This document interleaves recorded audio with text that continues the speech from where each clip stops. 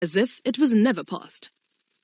Parliament may also amend the Constitution with a 2/3 majority of votes. Furthermore, the Constitution requires Parliament to allow members of the public to participate in lawmaking processes through written submissions or by giving testimony before parliamentary committees. 2. The election of the President. At its first sitting after the election, the National Assembly elects the President from among its members. The leader of the political party that wins the majority of the seats in the National Assembly is nominated and elected as President. Once elected President, he or she becomes the head of the executive and stops being a member of Parliament. 3. Oversight of the executive. Parliament approves the budgets of government departments and has the duty to scrutinize and oversee the work of the executive and to hold cabinet ministers accountable. The various committees of the National Assembly and the National Council of Provinces can call cabinet ministers to appear before them to explain their work and to answer questions about their work. In this way, the committees of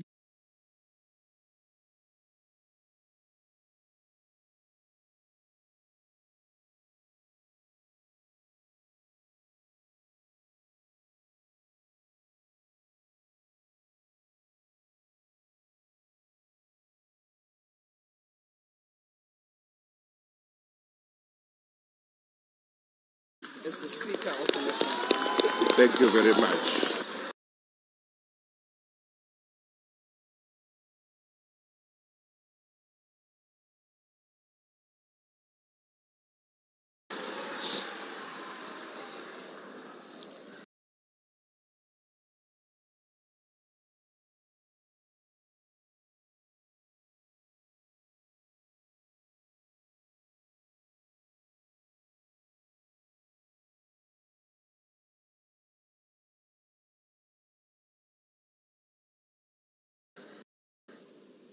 Are there other nominations?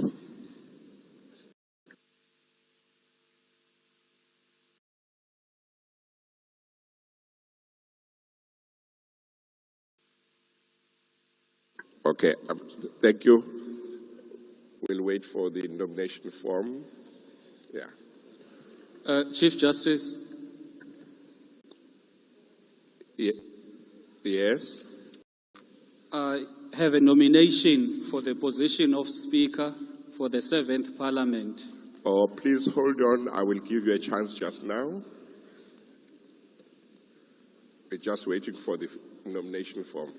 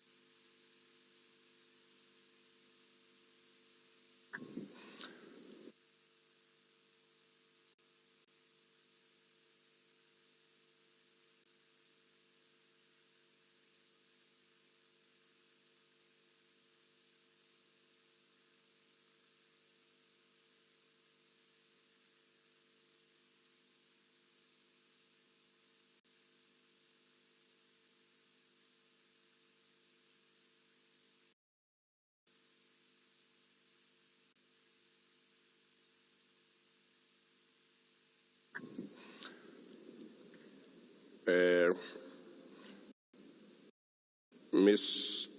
Thokozile Angela Titiza, have now been finished with the nomination form. May I confirm that the signature below your name on this form is your signature? Chief Justice, I wish to confirm that the signature on the nomination form is mine. Thank you. Thank you.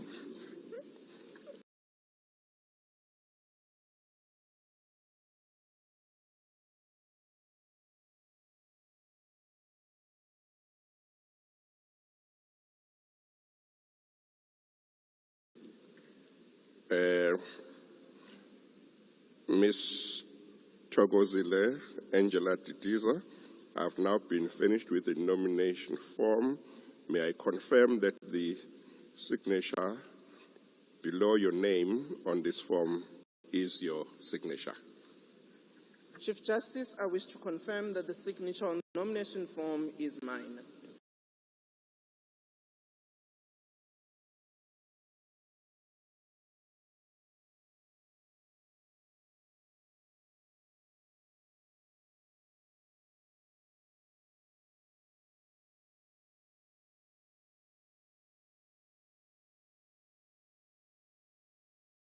Justice, igama lam nguNtombuvuyo Veronica Mente, ndiyayamkela nomination yokuba nguSpeaker. Enkosi. Thank you very much. We'll now wait for the form.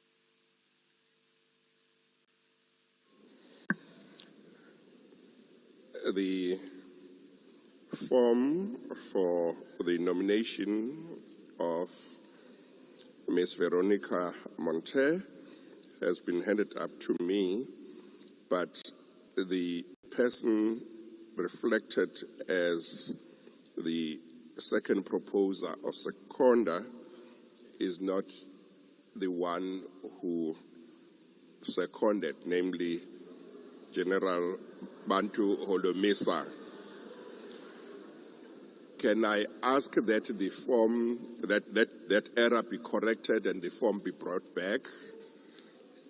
Thank you. In the meantime, if there are other nominations, I invite them. The form will be corrected and then returned, or a new one sent up to me. Are there other nominations? I don't see any indication.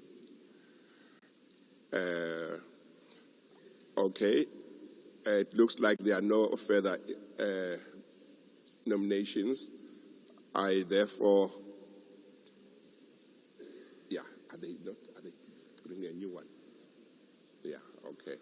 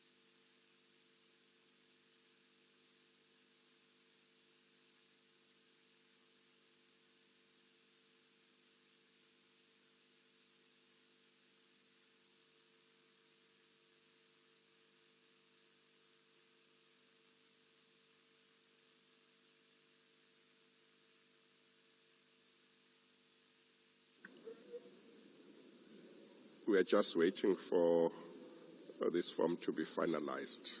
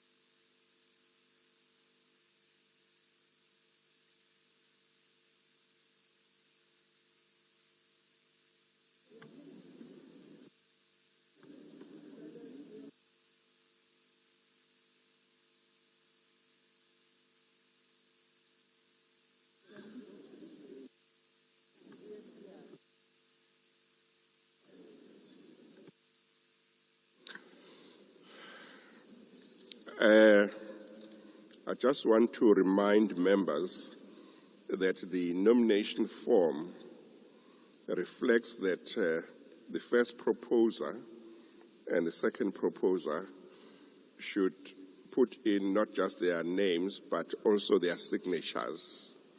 So apparently the latest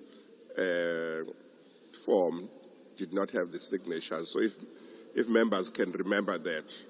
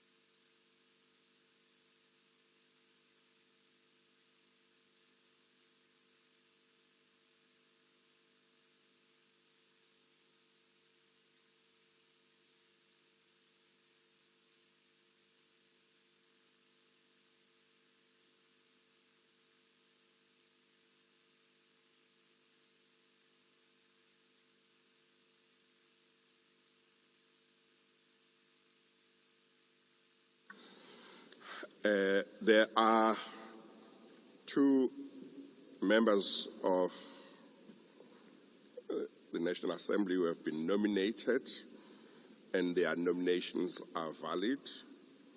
They are Ms. Thokozile Angela Didiza and Ms. Ntombovuyo Veronica Mentenkuna. Since more than one candidate has been nominated, a secret ballot will take place in terms of Item 6 of Part A of Schedule 3 of the Constitution. I therefore now suspend the proceedings to allow the returning officer to prepare ballot papers. We shall resume the proceedings when the bells are rung.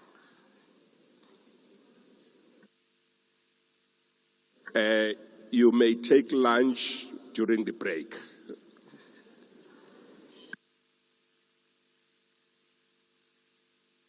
The proceedings are suspended.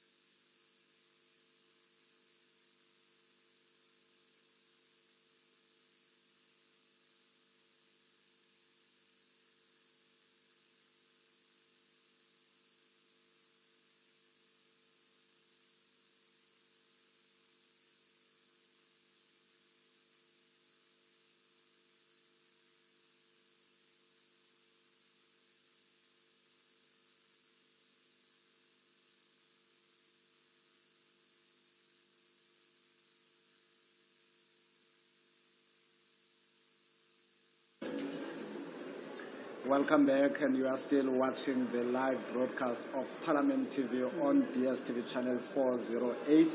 For those who just joined us, we are broadcasting the first sitting of the National Assembly for the 7th Parliament. And the House has just adjourned, Tsepo, and we have two nominations that were made. Do you want to take us through those? I think it's quite exceptional that it looks like we anticipated that this was going to happen.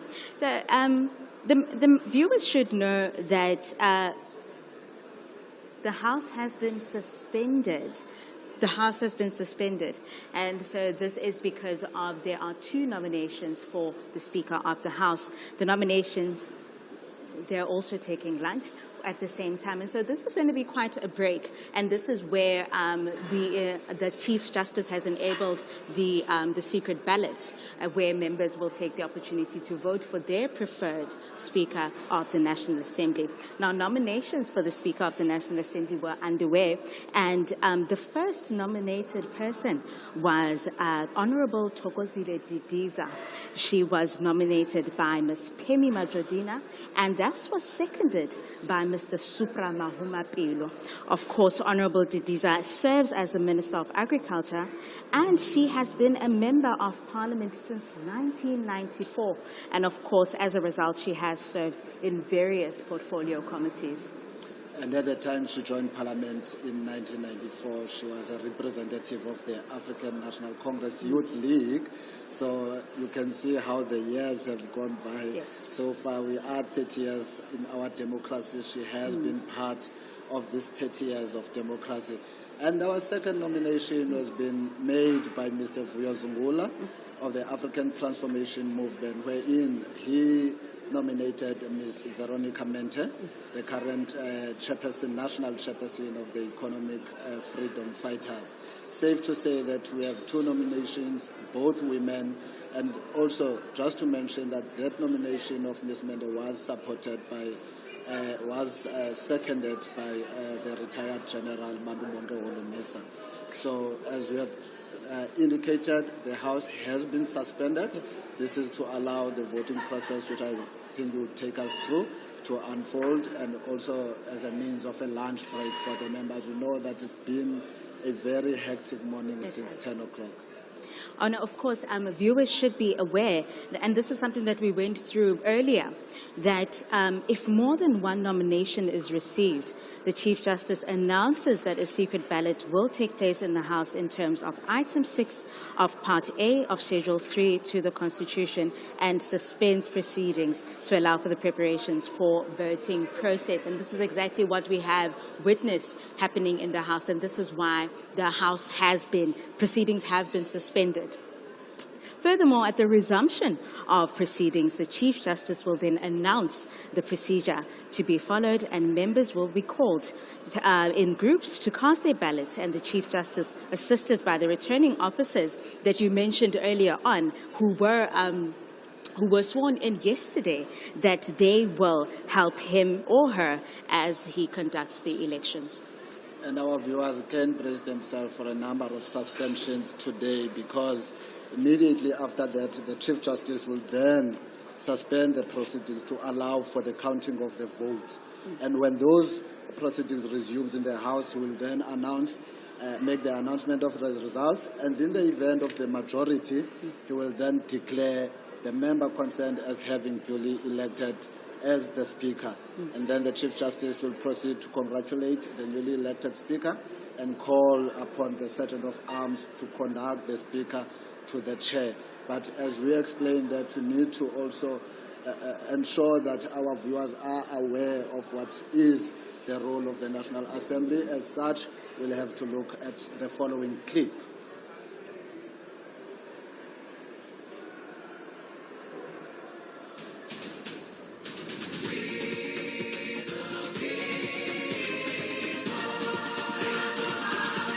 Building our great South African nation together. The Parliament of the Republic of South Africa consists of 2 houses, the National Assembly as well as the National Council of Provinces. These 2 houses exist to uphold the nation's hard-earned democracy. The National Assembly is elected to represent the people and to ensure governance by the people under the Constitution. This is done by overseeing the executive, passing laws, providing a national forum for public debate on important issues, and choosing the country's president from its members. And I accordingly declare the Honorable Cyril Matamela Ramaphosa duly elected President of the Republic of South Africa.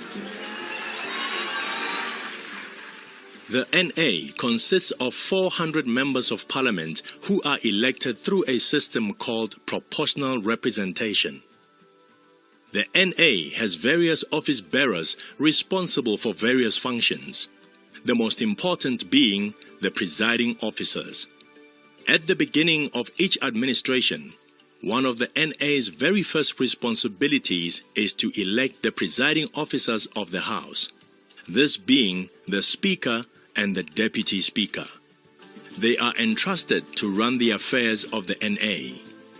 They oversee meetings and make sure that members of Parliament speak freely but adhere to the rules of the House. In addition, each political party in the NA elects a chief whip to run its affairs. As mentioned, Parliament passes laws. This is done by referring bills to committees for processing and debating those bills. The House can approve, reject, or refer bills back to committees for further discussion. The National Assembly also has a constitutional mandate to carry out oversight on the executive. Oversight is carried out by scrutinizing, monitoring, and overseeing the actions of the government or any other organ of state in respect to the implementation of the laws, the application of the budget, and observance of the Constitution. The National Assembly keeps the executive accountable by approving budgets, asking parliamentary questions, having parliamentary debates about the important issues, and by proposing and voting on motions relating to the work of government. All these efforts to make your future work better.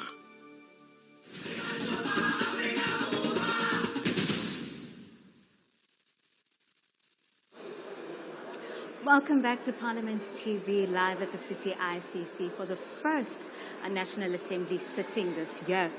And this is for the 7th Parliament, just to mention, and of course proceedings have been suspended.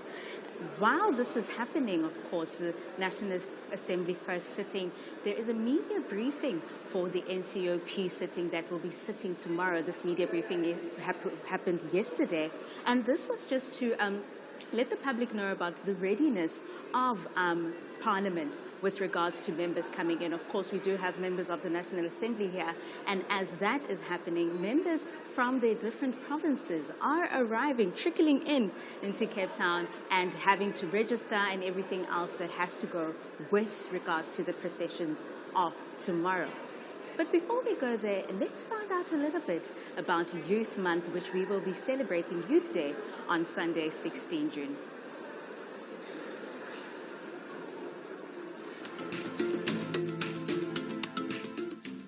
In the month of June, Parliament joins the nation in commemorating Youth Month, a time to recognize the contributions and aspirations of the youth in our society, a time to reflect on the struggles faced by young people in the past and to celebrate their achievements in shaping the future. Youth Month holds great significance in South Africa as it marks the anniversary of the student uprising in 1976, when young people took to the streets to protest against the oppressive apartheid education system.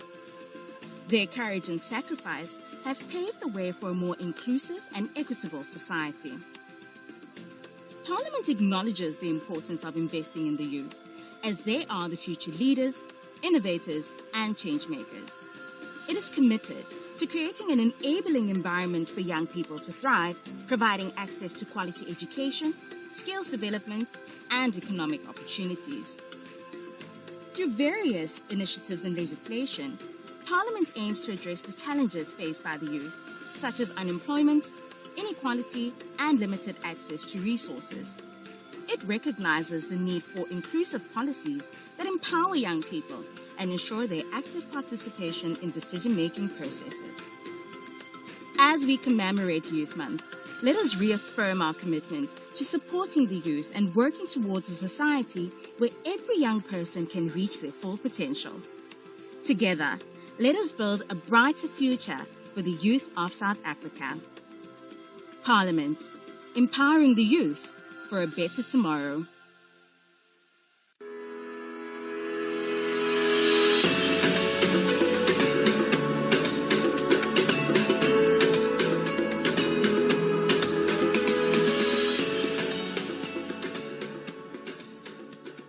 On the election of the new president, His Excellency Cyril Ramaphosa,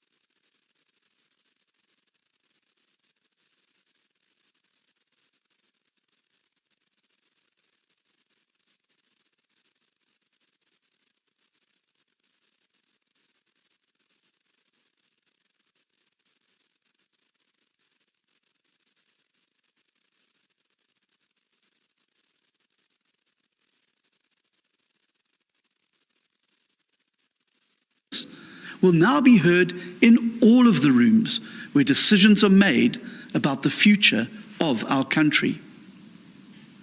Thanks to the 3.5 million people who voted for us, the DA will no longer only be an opposition party at a national level. Instead, the DA now becomes the second biggest party inside a multi-party national government. This same model of inclusive and broadly proportional representation in the executive and legislative positions will also apply in the provinces of Gauteng and KwaZulu-Natal. It is difficult to overstate just how significant this moment is for the Democratic Alliance. After polling just 1.7% in the 1994 election, the DA's predecessor became the official opposition for the first time in 1999. In that same year, the party first entered provincial government as the junior partner in a coalition in the Western Cape. In 2006, the DA became a party of metropolitan government for the first time through a 7-party coalition in the city of Cape Town. In 2009, the DA first won the Western Cape outright, and in 2021, we won new municipalities across the country for the first time, while entering coalition governments in more metros.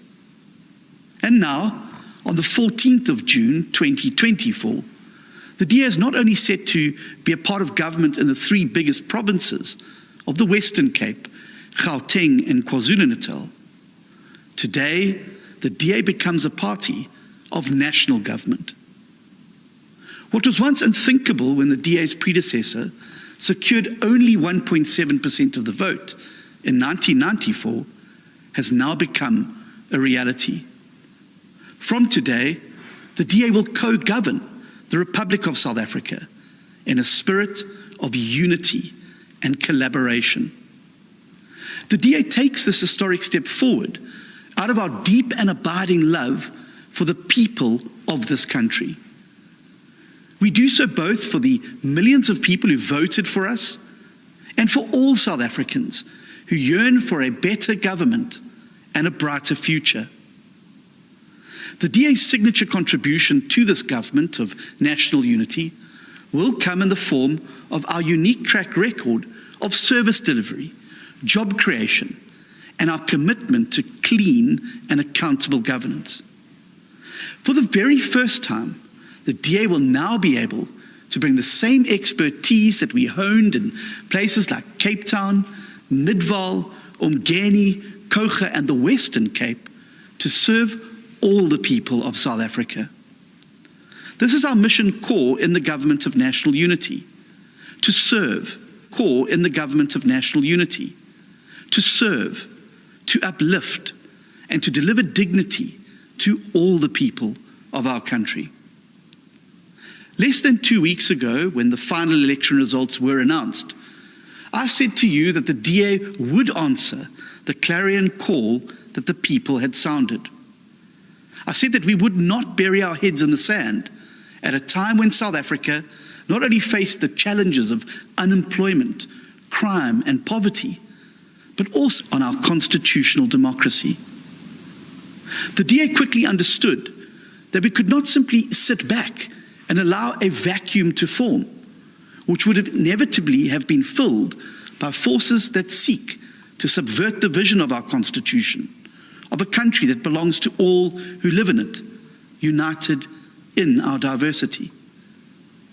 We also understood that multi-party governments are now the new normal under our proportional electoral system, and that the DA had to quickly adapt to this radically different environment. Now that these initial negotiations have culminated in a signed agreement, the DA regards it now as our patriotic duty to meet the demands of history in South Africa's hour of need. Through their votes, the people have made it clear that they do not want any one party to dominate our society. The people have also told us that the time for finger-pointing is over, and that the time for a new politics of collaboration and problem-solving has arrived. Make no mistake about it, this is not the end of the process, and the road ahead will not be an easy one. The 2-week deadline imposed by the Constitution for the formation of a government is simply not sufficient in this new multi-party context. Even in countries with a long tradition of multi-party government, it usually takes much longer to negotiate a comprehensive agreement. We have thus decided to tackle the negotiations in phases. Phase 1 is now complete and has culminated in the adoption of the Statement of Intent, which enables the Government of National Unity to elect presiding officers in Parliament as well as a President. This is essential for stability. The Government of National Unity's presidential candidate will come from the largest party inside the grouping, being President Cyril Ramaphosa. Following his election today, President Ramaphosa will then exercise his prerogative to appoint his new cabinet from among the members of the Government of National Unity in consultation with the leaders of the constituent parties.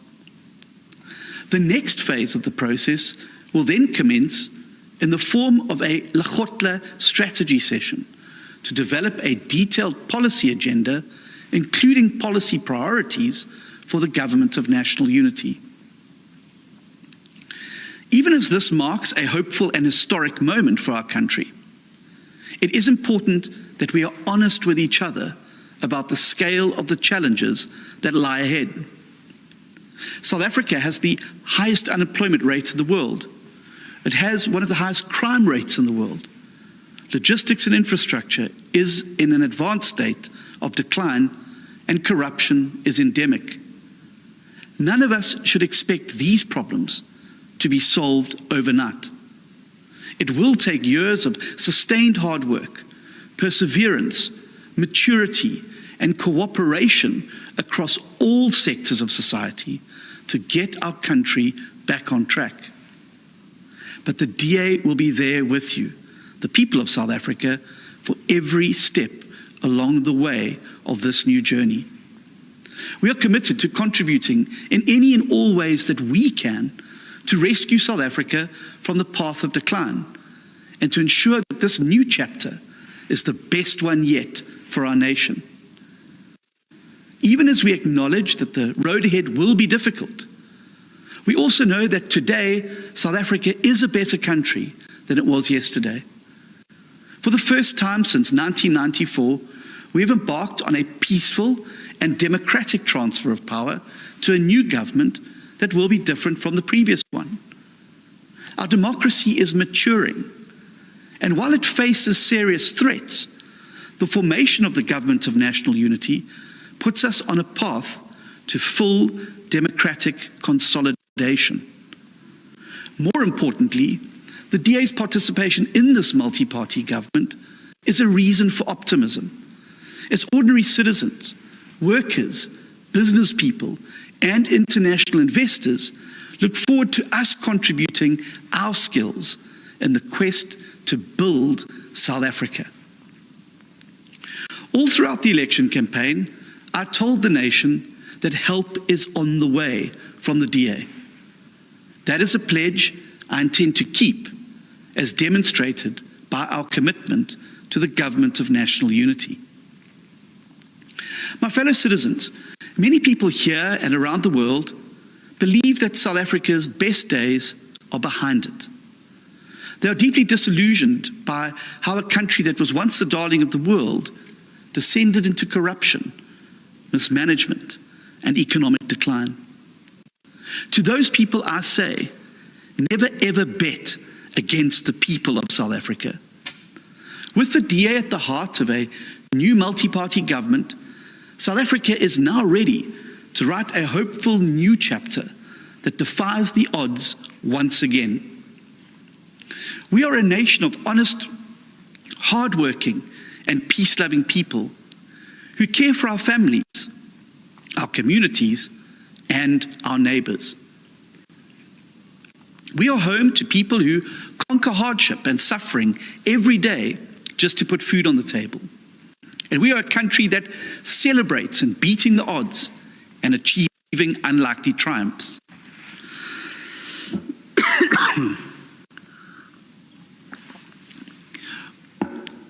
From the spring of our great diversity flows a river of humanity that can quench the thirst we all share for freedom, for prosperity, and for a country we can all be proud of.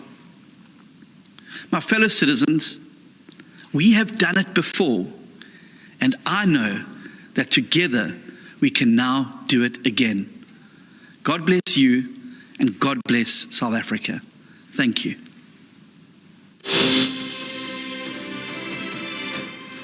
All right, we are going to go for a quick break.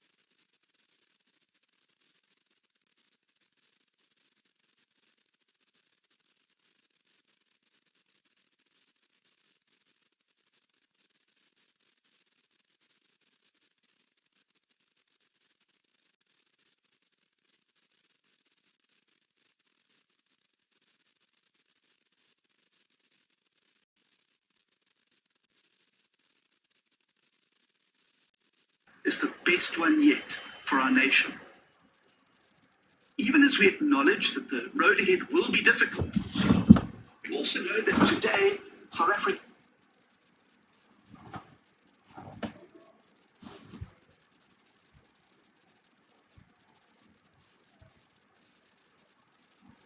is a better country.